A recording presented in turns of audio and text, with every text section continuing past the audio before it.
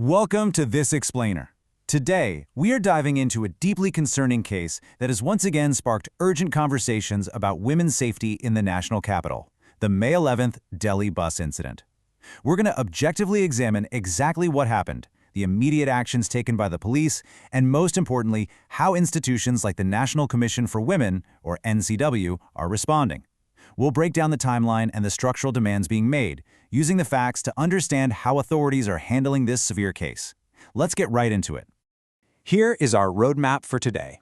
We'll start with the timeline of the May 11th incident itself, then look at the immediate police action, detail how the NCW stepped in, and finally discuss the push for systemic safety.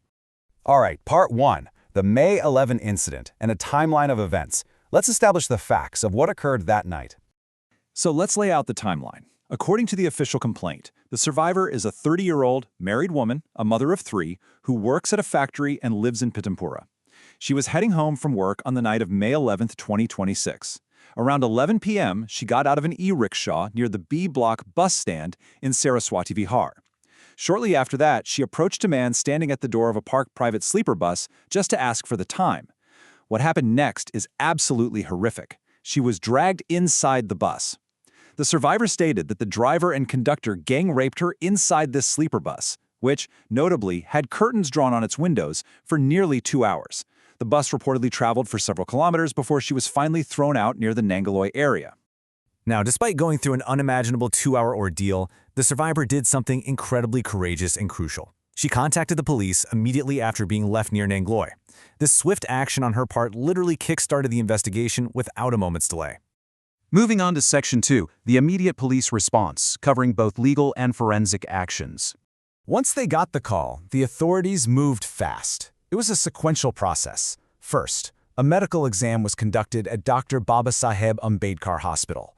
Then, her formal statement was recorded, which led straight to an FIR being registered at the Rani Bagh police station. And from there, the process was fast-tracked, resulting in quick arrests and the invocation of strict criminal provisions.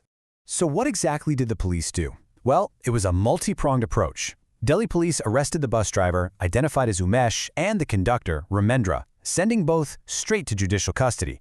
But the investigation goes way beyond just arresting the suspects. That Bihar-registered sleeper bus, it was seized for rigorous forensic testing.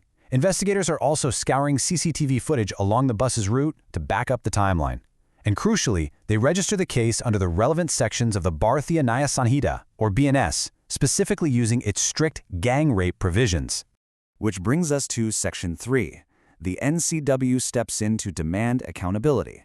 This is where high-level institutional oversight takes over. Now, you might hear the legal term suo motu cognizance thrown around in cases like this. What does that actually mean?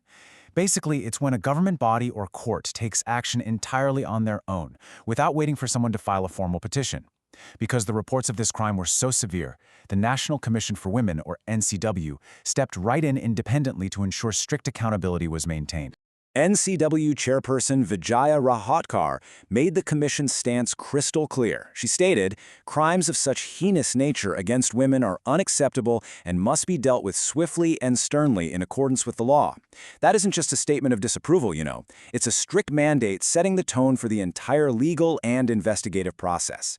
So how exactly do you enforce a swift and stern response? You demand an Action Taken Report, or ATR.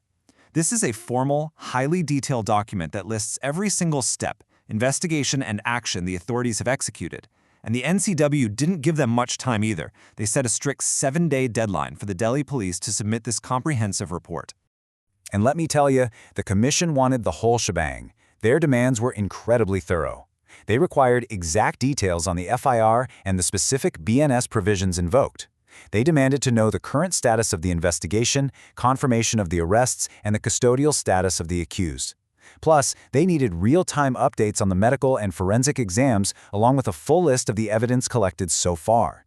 They are literally leaving no stone unturned in their oversight. But here's a really important part. The NCW's mandate extends far beyond just catching the perpetrators. They explicitly ordered that comprehensive support systems be set up for the survivor. We're talking professional counseling services, solid legal aid, strict protection measures, and long-term rehabilitation assistance.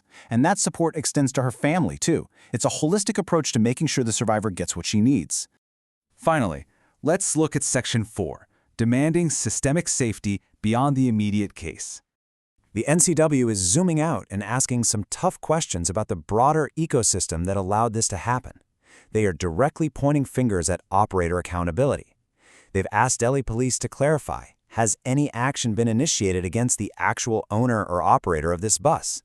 Think about it. This was a sleeper bus with curtains drawn, just sitting at a bus stand late at night.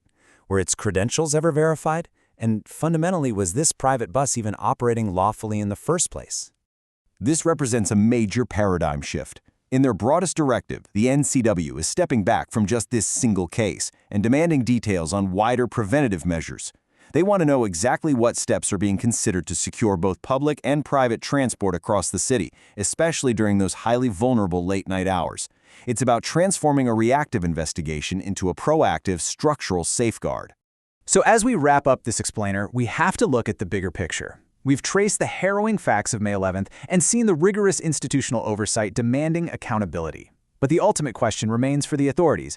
How can preventive measures structurally improve women's safety in public and private transport during late-night hours to guarantee a tragedy like this never happens again? That's the real test of systemic accountability. Thank you for joining me for this explainer, and I highly encourage you to keep an eye on how these institutional demands unfold.